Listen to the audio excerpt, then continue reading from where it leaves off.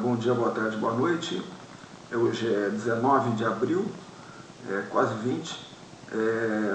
Hoje nós vamos estar terminando o módulo relacionado a Marx no curso de Sociologia Geral e Jurídica. Nós vamos estar utilizando esse texto, uma leitura marxista do trabalho doméstico, feita pelos autores Marcos Orione Gonçalves Correia e Pablo Biondi. Eu não conheço os autores, mas o Correia foi doutor e livre-docente na USP, atuando nas áreas de Direito do Trabalho e Direitos Humanos, professor em diversas faculdades, e foi juiz federal na primeira vara previdenciária de São Paulo. Esses dados eu peguei aí na internet. Tá? E o Biondi fez mestrado em Direito, na área de Direitos Humanos, e é advogado. O texto deles é de 2011, só para a gente se situar no tempo. A ideia do texto é apresentar a teoria do valor de Marx.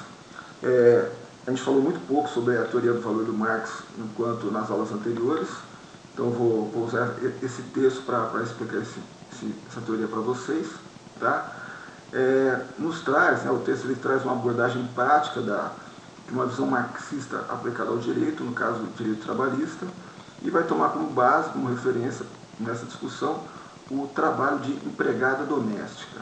Então, quando a gente fala nesse texto, trabalho de empregada doméstica, não é apenas aquela empregada doméstica remunerada, mas aquela empregada doméstica, especificamente a mulher que trabalha no lar e não tem remuneração.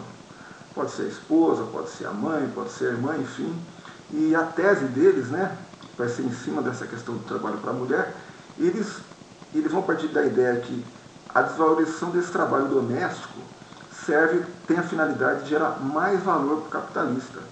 Porque sem esse trabalho doméstico, que é realizado de maneira gratuita pela esposa, pela mãe, enfim, pela irmã, o capitalista ele teria de pagar mais com a subsistência do trabalhador para reproduzir a força de trabalho. Então, esse trabalho doméstico, na visão dos autores, utilizando a teoria marxista, esse trabalho doméstico não remunerado, ele serve para gerar mais valor para o capitalista. Então é isso que nós vamos estar discutindo essa tese deles na aula de hoje. Tá? Então, na introdução do texto, eles trabalham com a ideia que o trabalho doméstico ele não gera valor. Eu ainda vou explicar para vocês daqui a pouco o que é valor. Tá? Ainda que esse valor, ainda que o que o trabalho doméstico faz, no caso, assegurar alimentação, roupa,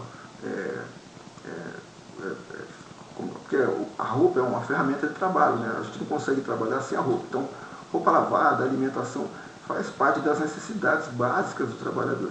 E sem esse serviço prestado, o trabalhador não poderia prestar esse serviço ao capital. Tá? Então, os autores partem da ideia de que o capitalismo ele atua para diminuir o valor do trabalho. No caso, o valor do trabalho, o valor de troca do trabalho, vou explicar daqui a pouco, seria o salário. Nota, isso é uma observação minha a respeito do texto, isso é bem discutível, porque ele trata essa questão de maneira geral. Então é como se todos os capitalistas trabalhassem para reduzir o salário do trabalhador, e eu não acredito que isso seja verdadeiro, então precisaria de uma pesquisa para comprovar isso. E quando a gente vê o próximo autor, que eu vou introduzir ele no último slide hoje, ele é um autor que ele vai contra essa ideia de generalização, que a gente não pode tratar as coisas de maneira geral, mas a gente tem que encontrar a particularidade das coisas. Tá? E, segundo os autores, eles entendem que se for descoberta, ou se for atribuída a real dimensão de como gera o valor no capitalismo, que por meio da força de trabalho, isso acabaria com o capitalismo. Tá? Então essa faz parte da ideia central dos autores do texto. Eles entendem, inclusive, que o direito não deixa de dar proteção a essa trabalhadora. Porém, como é um trabalho que está desassistido na esfera econômica, ele acaba tendo menos valor para a sociedade. Tá? E a dificuldade de pensar na questão do valor do trabalho é que, muitas vezes, o capitalista ele se vale da ideia de trabalho morto para obter mais capital. Então, o trabalho morto é um conceito bem clássico em Marx.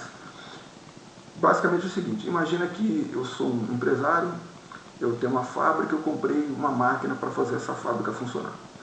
Então eu coloco matérias-primas nessa fábrica, coloco os trabalhadores para trabalhar e sai uma determinada mercadoria lá. Essa máquina que eu comprei, o que é essa máquina? É um monte de ferro, tá?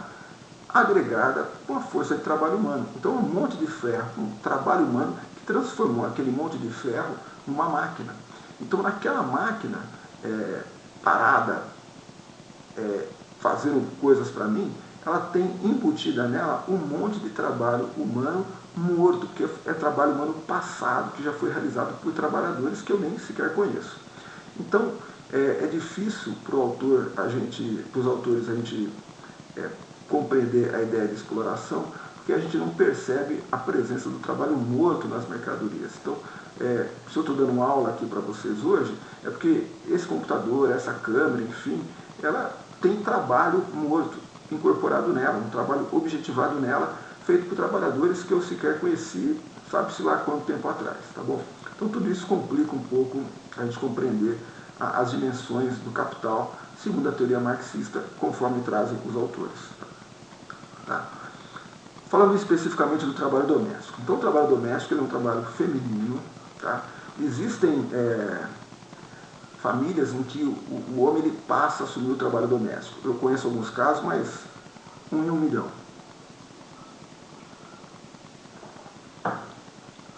Ainda é muito, incomparavelmente menor do que o trabalho feminino. Tá? É um tipo de trabalho com poucos direitos, como eu havia falado anteriormente, é uma espécie de trabalho em que a esfera econômica ela tem prevalência, ela tem prioridade sobre o jurídico. Porque pela esfera jurídica, teoricamente, aquele trabalho deveria ser pago, mas ele não é pago. Tá? E aí, quando a gente mistura o direito e a economia, como a gente percebe que esse trabalho está distanciado da esfera econômica, porque ele não é remunerado, e por que ele não é remunerado? Primeiro que socialmente, traduzindo, né, eu vou ler a frase dos próprios autores aqui, né, ele é distanciado da realidade econômica e se escapa da esfera econômica, o empregado doméstico pode ser tratado de forma diferenciada, ou seja, enquanto o trabalhador que trabalha fora de casa e tem direitos, e esses direitos valorizam a minha existência profissional, essa trabalhadora que vive na esfera doméstica, como ela não tem um reconhecimento econômico, ela acaba sendo, na esfera do direito, sendo tratada de maneira diferenciada. Tá? Em outras palavras, eu traduzi essa expressão mais ou menos assim. Primeiro que não faz sentido na nossa vida em sociedade o marido pagar um salário para a esposa.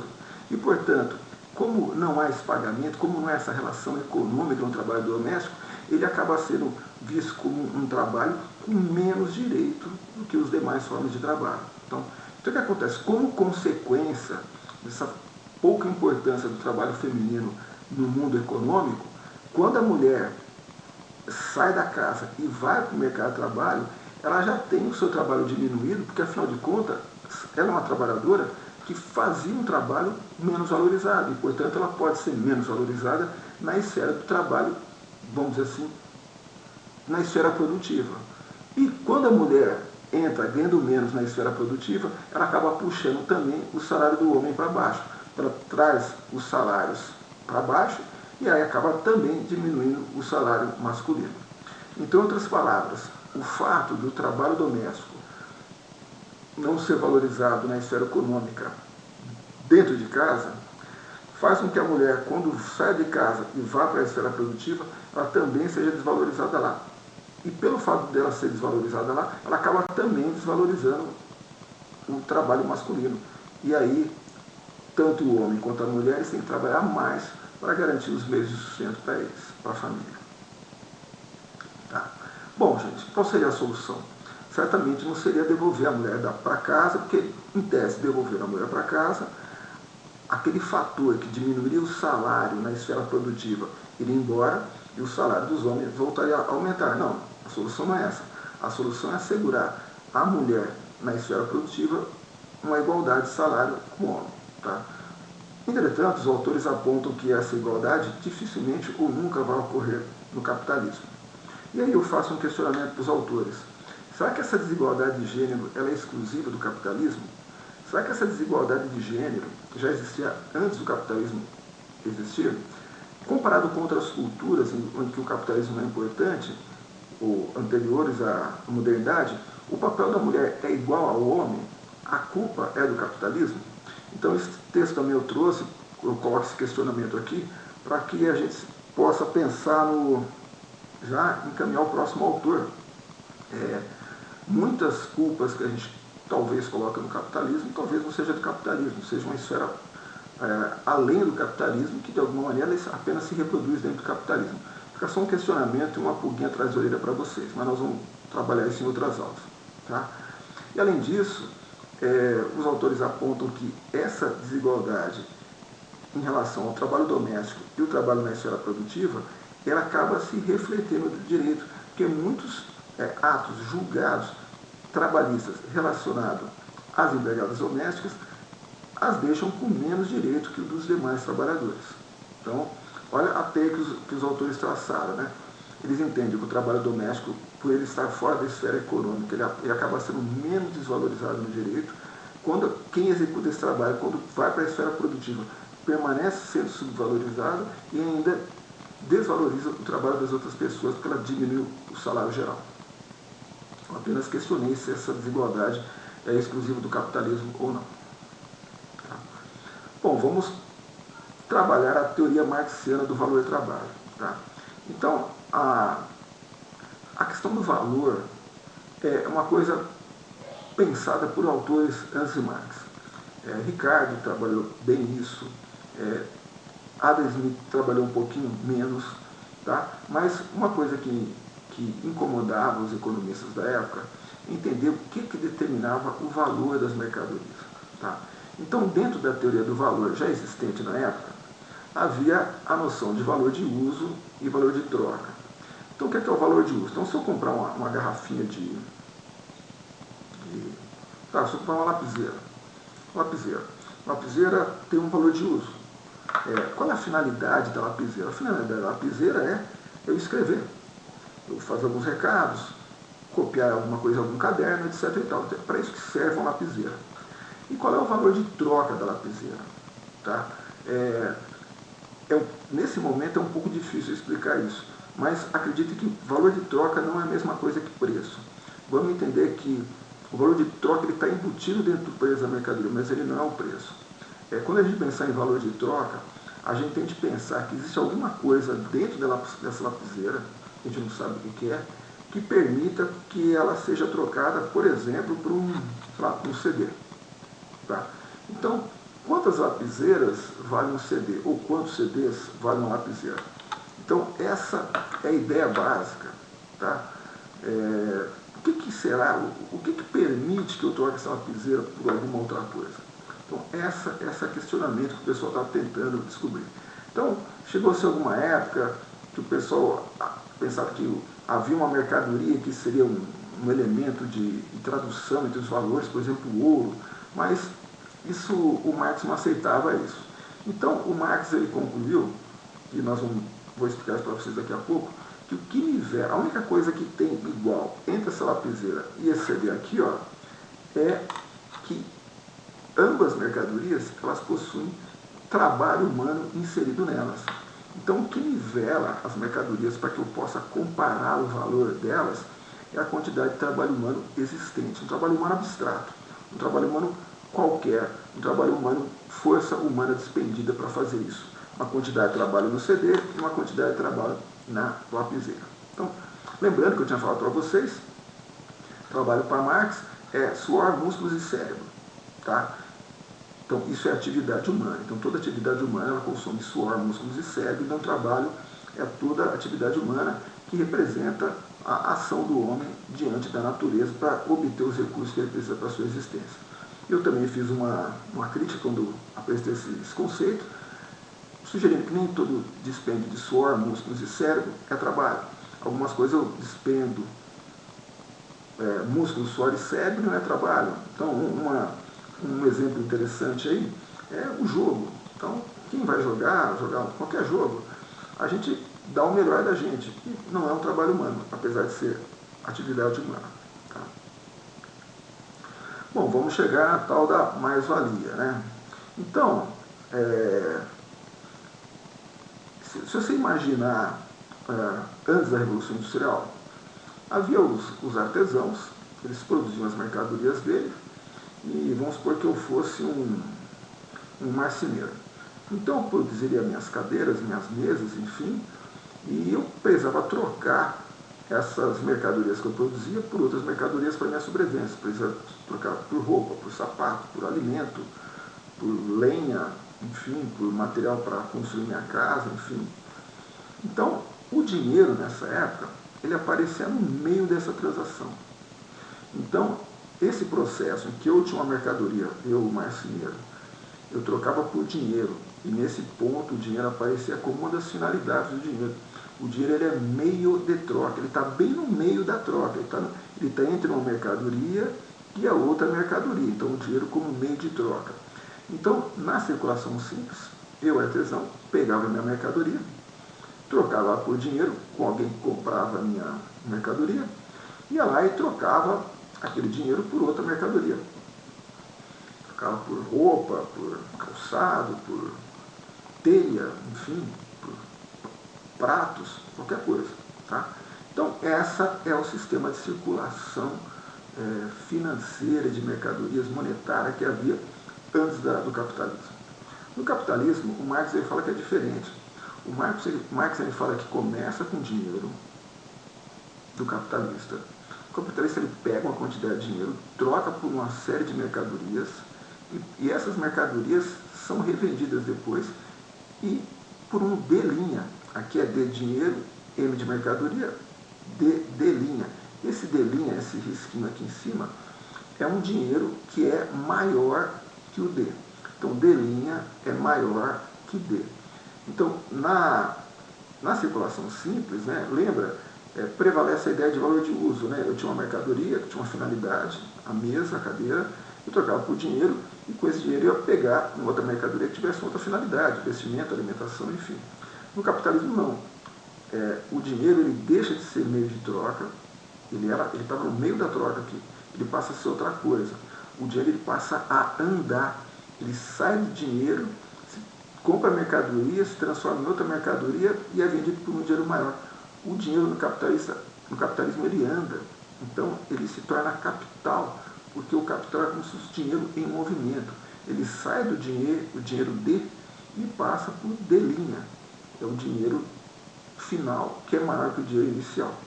Então, o que o Marx ele fica questionando, né? Puxa vida, como é que... Por que cargas d'água sai o dinheiro aqui? Então imagina só, aqui eu era marceneiro. Vamos supor que no capitalismo agora eu vire um empresário na área de móveis. Então eu tenho o meu dinheiro, tá? Compro as mercadorias, compro madeira, compro prego, compro cola, compro ferramenta, serrote, prego, enfim, serras, etc. e tal. E aí fabrico as cadeiras e vendo aquela cadeira. E quando eu vendo essa cadeira, o dinheiro que eu obtenho com a venda da cadeira é maior do que aquele dinheiro original que eu peguei para comprar as ferramentas, as matérias-primas, a madeira, a cola, o prego, o parafuso, etc. e tal. Tá?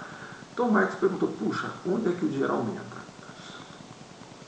Antes do capitalismo, ou nos primórdios do capitalismo, na etapa mercantilista do capitalismo, onde prevalecia a ideia de comércio, havia a ideia que o dinheiro ele aumentasse na circulação, na compra e venda.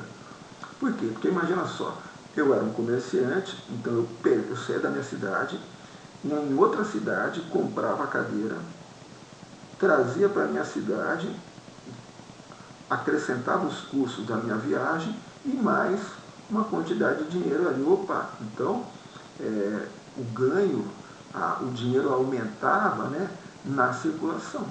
É nesse de buscar e trazer e ganhar um dinheirinho. O Marx não aceitava essa proposta porque ele entendia que se todo mundo pegasse e aumentasse, ia ter uma inflação eterna, porque todo mês as coisas estariam aumentando o preço, e isso não acontece. Então não é lá que acontece essa valorização do capital, valorização do dinheiro, perdão. E ele também entendia que o sistema ele se estabilizaria de forma que, se alguém aumenta, está ganhando um pouquinho para cima, alguém está ganhando um pouquinho para baixo. Então, não há geração de valor. O que acontece é que um ganha e o outro perde. E no capitalismo, não. Há geração de valor. Tá? Então, não é na circulação, na circulação de mercadorias que ocorre a valorização do dinheiro. Então, portanto, se não é na circulação de mercadorias, a valorização do dinheiro ele só pode acontecer na esfera da produção, enquanto nós estamos fabricando as mercadorias que elas ganham valor. Tá? É isso que o Marx vai estar cutucando.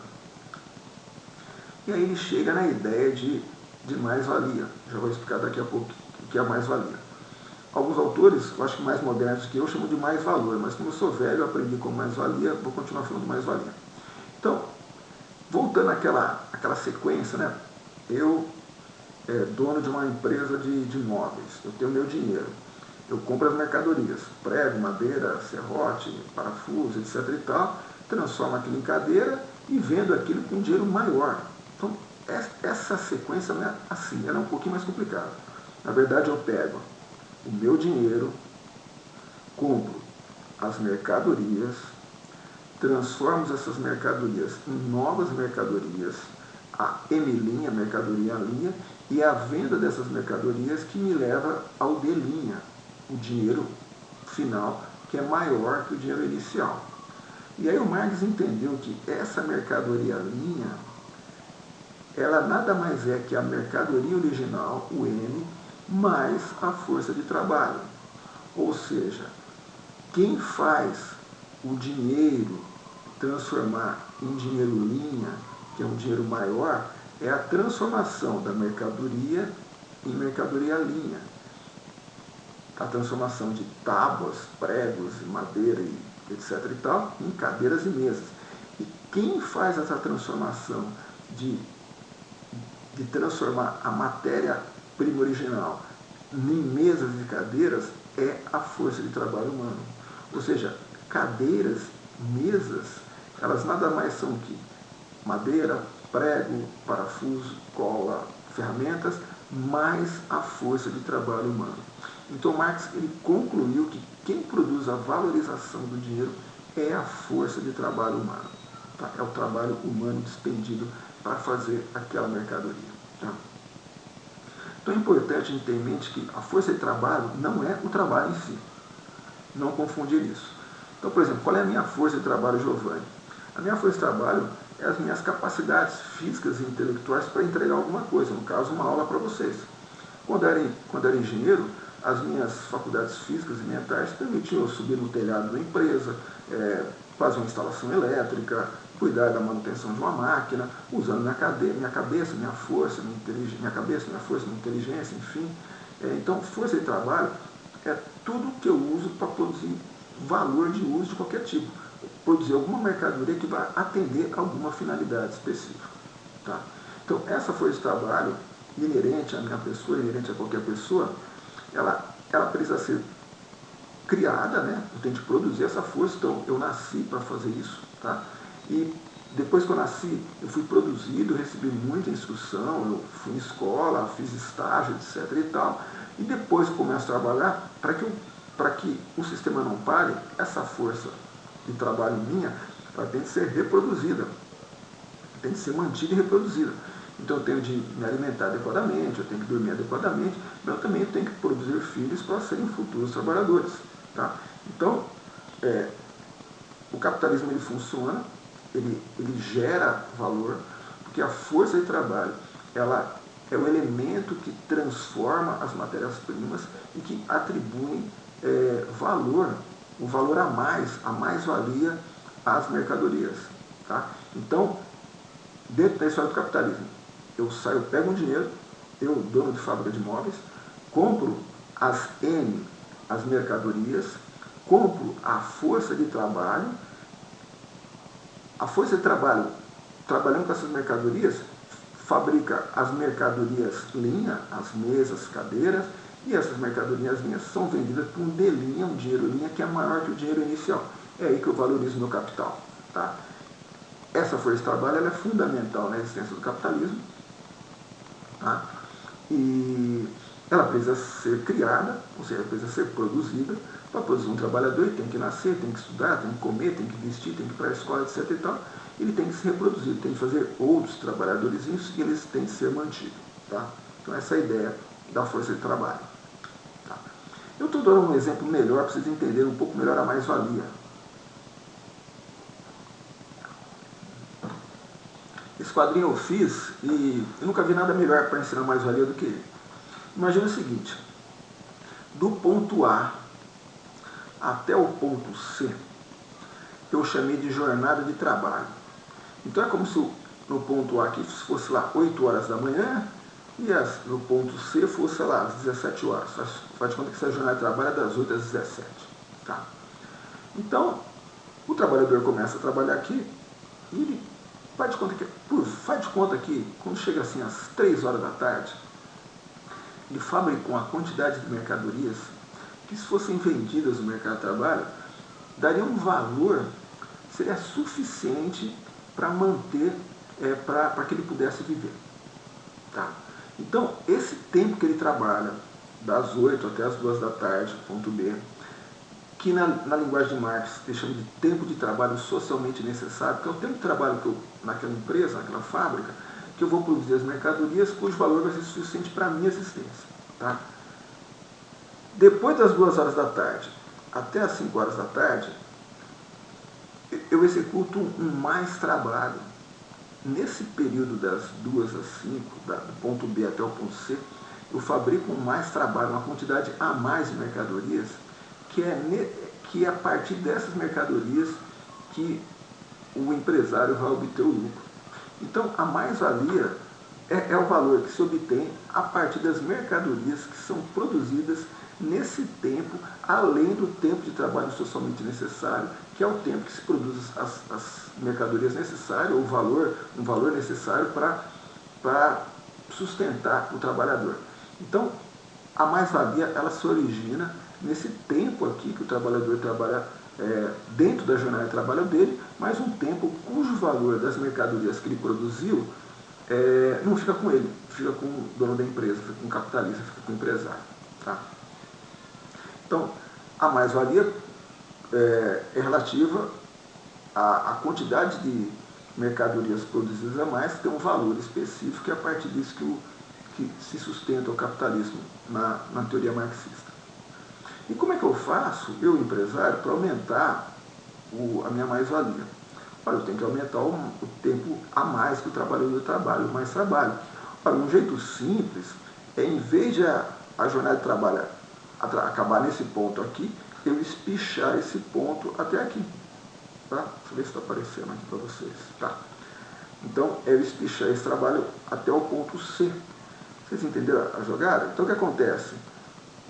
Eu chego num belo dia e falo, pessoal, a partir de hoje, em vez de vocês saírem às 5 horas da tarde, vocês vão sair às 7 horas da noite. E eu não vou dar mais salário para vocês. Oh, mas isso não pode. Pode sim, quem não quer vai embora. Esse aumento da jornada de trabalho, sem aumentar o salário, é um aumento da mais-valia. E o Marx chamou esse aumento de mais-valia de mais-valia absoluta. Que eu estou esticando a jornada de trabalho sem pagar. Obviamente, se a gente pensar no capitalismo civilizado, no mundo nosso hoje, no mundo das cidades, isso é praticamente impossível de acontecer. Tá? Porque tem sindicato, tem justiça do trabalho, tem Ministério Público, que dificilmente um trabalhador ele vai trabalhar mais horas sem receber. Tá? Mas isso era muito comum na época do Marx. Hoje eu acho que é praticamente impossível dentro de um grande centro urbano. Talvez um espaço muito afastado de um centro urbano isso seja possível e aconteça. Mas não é assim que o capitalista ele aumenta a sua mais-valia hoje. Tá? Como é que ele faz? É desse jeito aqui. Hoje, a gente continua trabalhando, entrando no mesmo horário, às 8 da manhã, e continua saindo no mesmo horário, às 5 da tarde.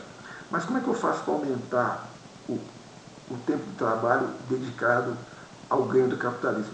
É só diminuir o tempo de trabalho socialmente necessário. Ou seja, lembra que antes eu trabalhava aqui das 8 às 2 para produzir uma quantidade de mercadorias que daria o valor. Ora, se eu conseguisse produzir a mesma quantidade em menos tempo, eu estou trabalhando a mais para o capitalista. Isso é o que acontece hoje. Está relacionado ao aumento de produtividade, aumento da tecnologia, mudança para formas de trabalhos mais eficientes. Então, é isso que acontece no mundo contemporâneo. Então, o aumento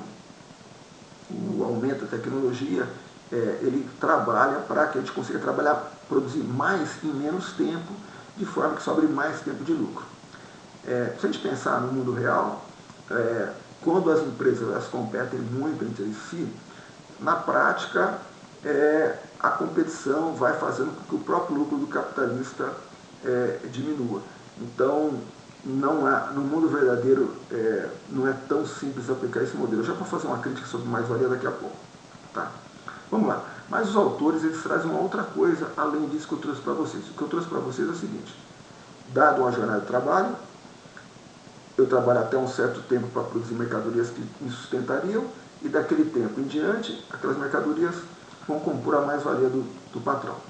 O patrão ele pode aumentar a mais-valia esticando a jornada de trabalho, o que não é muito comum, ou diminuindo o tempo de trabalho em que eu produzo as mercadorias, agregando, por exemplo, tecnologia, processos, aumentando as forças produtivas, na linguagem do Marx. Tá bom?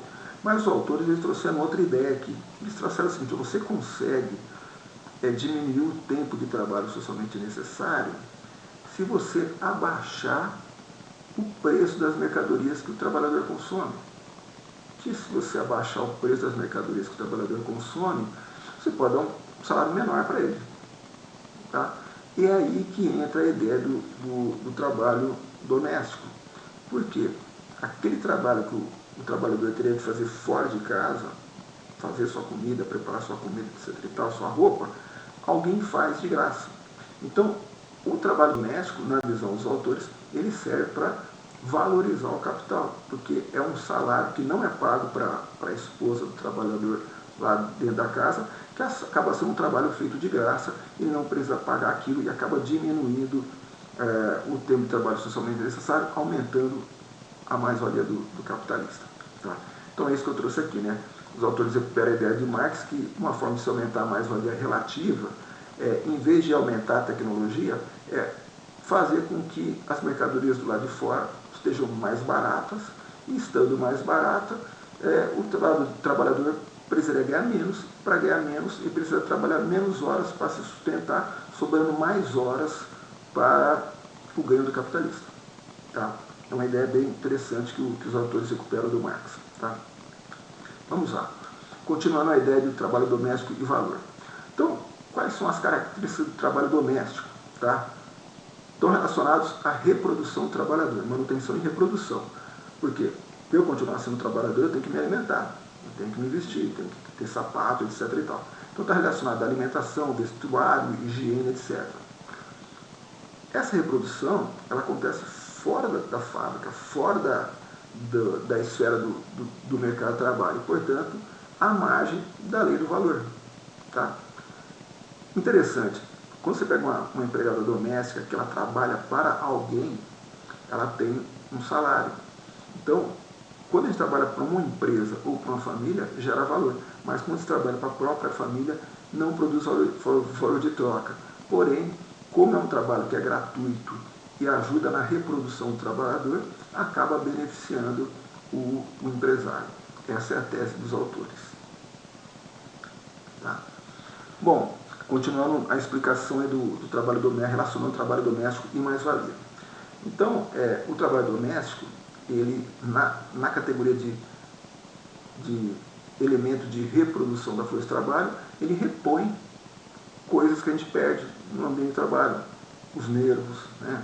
Os músculos, o cérebro, né? Então a gente precisa, é na nossa casa que a gente recupera essas coisas, tá? Por meio de atividades como cozinhar, lavar, passar. E diante disso, os autores entendem que seria a responsabilidade do capitalista arcar com esses produtos na esfera doméstica. Ele deveria pagar também por esse trabalho que é feito dentro do lar. E aí eu deixo um questionamento para os autores, né? Mas quem pagaria por isso, né? Pensando, se você imaginar que caberia ao capitalista pagar essa tarefa, essa tarefa doméstica, ele simplesmente, por exemplo, ele iria aumentar no preço. E aí isso seria distribuído por toda a sociedade. Então eu pergunto duas coisas. Será que essa equação está correta?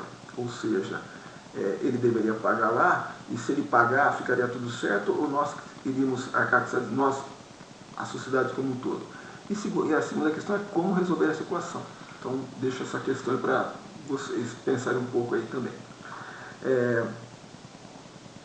E diante dessa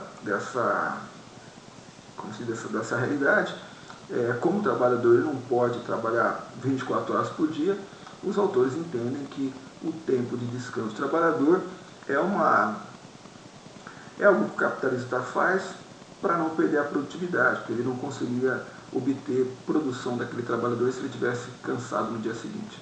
É só como observação, a história do mundo do trabalho aponta que não é bem isso, né? Para que hoje a gente trabalhe 40 ou 44 horas semanais, que tenha direito a descanso semanal remunerado, férias, etc. e tal, muita água passou debaixo da ponte. Então não foi dado, né? Foram disputas entre os trabalhadores e os capitalistas até chegar no que nós temos hoje, né? Então isso não foi dado, né? Realmente foi muito esforço, muita luta, muita gente sofreu para que hoje a gente tenha esses benefícios todos. Tá? Então, resumindo, tá? O texto dos autores, graças ao trabalho doméstico, eu, trabalhador, eu posso me dedicar mais tempo na esfera produtiva e menos tempo no trabalho doméstico, e tem alguém que faz de graça para mim lá. Tá? De graça para mim, empresário, porque eu não pago para que esse negócio aconteça. Tá? Quem paga essa conta é a mulher, seja ela dona de casa, que não ganha nada para fazer isso, seja trabalhadora com dupla jornada, que trabalha dentro de casa sem receber nada e é subvalorizada no mercado de trabalho fazendo isso, ou trabalhando de empregada doméstica para alguém, um terceiro. Nessa última hipótese, inclusive, os autores trazem que na esfera do direito, a própria lei confere menos direitos para esse trabalhador. Tá? E ele cita no texto, o texto de 2011, como a questão do caráter facultativo do pagamento do fundo de garantia por tempo de trabalho para esses trabalhadores. Eu não sei se a legislação mudou desde então, deixo para os alunos do direito esse desafio de descobrir se a questão, como funciona o direito do empregado doméstico aí, tá bom? Mas vamos lá. Então, vamos tentar agora, já que nós estamos finalizando Marx, vamos tentar contrapor um pouco ele com o autor anterior, com o Durkheim. Então, se a gente fosse pensar o mesmo caso por um olhar durkheimiano, nós chegaríamos a uma resposta diferente de um olhar marxista. Tá? E, como veremos depois, uma resposta diferente de uma visão de Weber. Então, se a gente pensasse essa história do trabalho doméstico para Durkheim, a teoria do Durkheim nos permitiria entender que, na verdade, essa divisão de trabalho sexual, ou seja, entre o trabalho do homem e o trabalho da mulher, ele acaba promovendo uma solidariedade, na medida que é uma complementariedade de tarefas dentro e fora da casa, e, portanto, a função do trabalho doméstico estaria voltada à manutenção do tecido social. Essa é uma visão que a teoria do Durkheim nos permite arriscar. Tá? Não é nenhum pecado pensar em solidariedade a partir de uma noção de divisão do trabalho sexual. Tá? De Marx, ao contrário, a gente enxerga uma exploração na esfera do trabalho produtivo que se estende à esfera do trabalho doméstico. Tá? Então, uma visão marxista, como a que apresentaram os autores, permanece a ideia de uma teoria da exploração, que é o que o Marx apresenta no Capital, só que ele se expande para além das fronteiras da esfera produtiva, para dentro das casas das pessoas. Então, isso é uma maneira que a gente pode colocar os dois autores para brigar e ver quem estaria mais próximo da realidade. Tá? possíveis críticas, tanto a um autor quanto ao outro. Então, no primeiro exemplo que eu dei, a ideia de solidariedade, fica evidente que a teoria de Durkheim, ela é insuficiente, essa teoria voltada à solidariedade, à função das coisas para a manutenção da sociedade, ela muitas vezes ela é insuficiente para lidar com questões relacionadas a conflito, a interesse e a poder. Tá? É como se tudo fosse voltado à manutenção da sociedade, mas esquece que nesse processo de manutenção da sociedade, um grupo ou alguém se sobrepõe ao outro e tem vantagens em relação ao outro. Tá? E essa solidariedade ela não é totalmente equilibrada. Algumas pessoas estão em situação melhor que outras. Tá? Já uma crítica possível ao Marx, né, é que, de alguma maneira, o Marx ele localiza um inimigo, o capitalismo, o capital, e tende a atribuir a esse inimigo problemas sociais de amplas esferas. Tá? Como se tudo fosse culpa do capital, como se não houvesse em outras formas, em outros regimes econômicos. Né? E, além disso, quando Marx ele atribui a algum grupo social, no caso a classe trabalhadora, que possui atributos maior que a outra classe, ele desconsidera questões de poder no interior do próprio grupo. Tá? Então tem a famosa lei da oligarquia, a lei de ferro da oligarquia de Robert Michels, que ele fala, né, que todo grupo social que escolhe um conjunto de dirigentes para defender as próprias causas, com o passar do tempo, esse grupo de dirigentes formam uma oligarquia, ou seja, um grupo reduzido de pessoas no poder, que passam a conduzir as ações para beneficiar eles próprios, tá? de alguma maneira corrupta e despótica, que o que aconteceu com todos os regimes que tentaram adotar o modelo marxista. Tá? Além disso, especificamente a respeito da mais-valia, que eu acabei não colocando aí,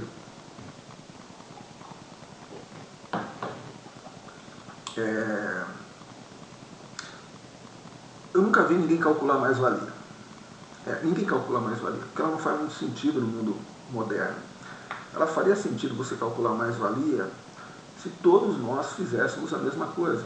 Só que a divisão do trabalho é tão complexa que a gente não faz sentido esse cálculo. Tanto é que esse cálculo eu desafio vocês a procurarem no universo. Vocês não vão achar nada, vocês só vão achar um cálculo. Olha que eu já procurei tudo. Procurei cálculo de tudo que é lugar aí, e todos os lugares é o mesmo cálculo, que é o mesmo cálculo do capital lá. Então, ninguém calcula isso. Tá? E segunda coisa, a mais-valia, olhando hoje, não na época que o Marx escreveu, de alguma maneira a teoria marxista ela só considera 3 fatores de produção: terra, trabalho e capital. Tá? O empreendedorismo, o trabalho de empreender, não existe na teoria do Marx, porque ele enxerga esse trabalho como um explorador. E, na verdade, a gente pode compreender que aquelas horas a mais que nós trabalhamos, os trabalhadores trabalham para gerar o ganho do capitalista, na verdade, a remuneração desses fatores de produção, empreendedorismo. Tá? Outra forma também de criticar o Marx, que nós vamos estudar lá na economia, mas não na sociologia, está relacionado a teorias que vieram logo após a morte do Marx, que começaram a entender que o valor das coisas não é algo objetivo relacionado à quantidade de força de trabalho expendida, mas são teorias que focam na subjetividade, que quem determina o valor das coisas é o sujeito e não a coisa em si. Tá? Então, o que determina, em outras palavras, uma garrafinha de água, ela vale R$2 no supermercado, mas se eu estiver no deserto, eu pago R$1 milhão para ela. Então, quem define o valor, na verdade, é o sujeito da ação e não a mercadoria em si. Mas isso nós vamos estudar mais adiante na